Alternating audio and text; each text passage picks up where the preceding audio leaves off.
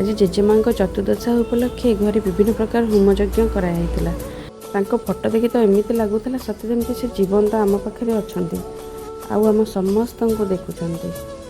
तापर घरे सत्संग आयोजन यही सत्संग रे बहुत संख्यार लोक आसी योगदान करते सहित घरे झांझ कीर्तन करा।